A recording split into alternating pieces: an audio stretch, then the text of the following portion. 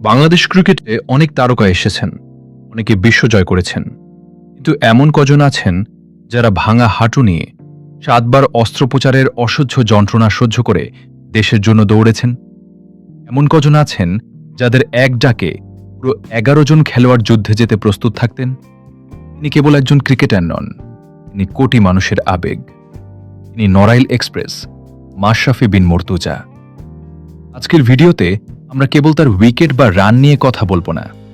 আজ আমরা জানব সেই মানুষটার গল্প, যিনি নিজের ক্যারিয়ারের চেয়ে দেশের মানচিত্রকে বেশি ভালোবেসেছিলেন।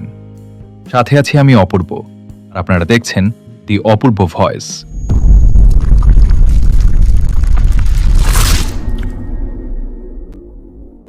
1983 সালের 5 অক্টোবর নড়াইলের এক সম্ভ্রান্ত পরিবারে জন্ম নেন কৌশিক, যাকে আমরা মাশরাফি নামে জানি।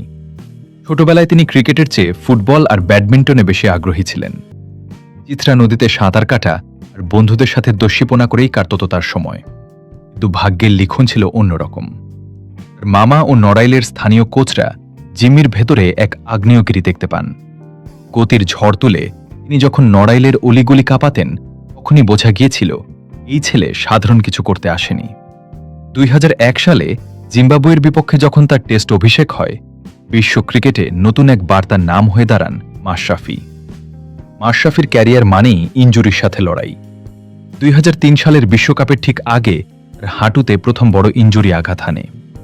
ডাক্তাররা বলেছিলেন তার ক্যারিয়ার হয়তো ওখানেই শেষ, কিন্তু মাশরাফি জানতেন কিভাবে ছাই থেকে ফিনিক্স পাখির মতো বেঁচে ফিরতে হয়। 7 বার তার হাঁটুতে অস্ত্রোপচার করা হয়েছে। ভাবুন তো, যে হাঁটুতে এক পা হাঁটতে গেলে মানুষের চোখে পানি আসে, সেই হাঁটুতে ব্যান্ডেজ বেঁধে মাশরাফি ঘণ্টায় 140 কিলোমিটার বেগে বল করেছেন। অনেক ম্যাচ শেষে তাকে ড্রেসিং রুমে নিয়ে হাঁটু থেকে সিরিঞ্জ দিয়ে রক্ত বের করতে হতো। এই ত্যাগ কেবল একজন সত্যিকারের দেশপ্রেমিকের পক্ষেই সম্ভব। 2014 সাল, বাংলাদেশ ক্রিকেট এখন খাদের কিনারে। তখনই অধিনায়কত্বের ব্যাটন হাতে নেন মাশরাফি। আর নেতৃত্বে বাংলাদেশ বদলে যেতে শুরু করে। 2015 সালের বিশ্বকাপে ইংল্যান্ডকে হারিয়ে কোয়ার্টার ফাইনালে যাওয়া, ভারত পাকিস্তান দক্ষিণ আফ্রিকাকে সিরিজে হারানো, এসবই ছিল মাশরাফির ম্যাজিক। তিনি খেলোয়াড়দের জন্য ছিলেন এক বড় ভাই। তাসকিন, মোস্তাফিজদের মতো তরুণদের তিনি আগলে রাখতেন। মাশরাফি শিখিয়েছিলেন শরীর না চলুক, মন দিয়েও ক্রিকেট জেতা যায়।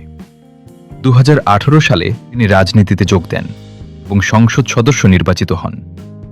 নড়াইল এক্সপ্রেস ফাউন্ডেশনের মাধ্যমে তিনি নড়াইলের মানুষের জন্য অনেক কাজ করেছেন। কিন্তু 5ই অগস্টের রাজনৈতিক পট পরিবর্তনের পর এই কিংবদন্তির জীবন কঠিন মোড় নেয়। তার বাড়িতে হামলা এবং পরবর্তী পরিস্থিতি তার পরিবারকে এক সংকটের মুখে ফেলেছে। সম্প্রতি তার পরিবারের পক্ষ থেকে জানানো হয়েছে, এক সময়ের এই দাপুটে অধিনায়ক এখন লোকচক্ষুর আড়ালে এক নিঃসঙ্গ জীবন কাটাচ্ছেন। রাজনীতি হয়তো তার জীবনে অনেক বিতর্ক এনেছে, কিন্তু ক্রিকেটার মাশরাফিকে কি বাঙালি কখনো ভুলতে পারবে? মাশরাফি একবার বলেছিলেন, আমি কোনো হিরো নই, হিরো তো মুক্তিযোদ্ধারা যারা প্রাণ দিয়েছেন। কিন্তু মাশরাফি ভাই, আমাদের কাছে আপনি সেই যোদ্ধা, যিনি শিখিয়েছেন প্রতিকূলতা যতই আসুক, শেষ রক্তবিন্দু দিয়ে লড়াই করতে হয়। আপনার ক্যারিয়ারে হয়তো কোনো বিশ্বকাপ ট্রফি নেই, কিন্তু আছে 18 কোটি মানুষের বুক ভরা ভালোবাসা। মাশরাফির কোনো স্পেল বা কোনো জয়টি আপনার কাছে সেরা? কমেন্টে জানান। আমি অপূর্ব, আজ বিদায় নিচ্ছি। দেখা হবে পরের ভিডিওতে। সাবস্ক্রাইব করুন দি অপূর্ব ভয়েস।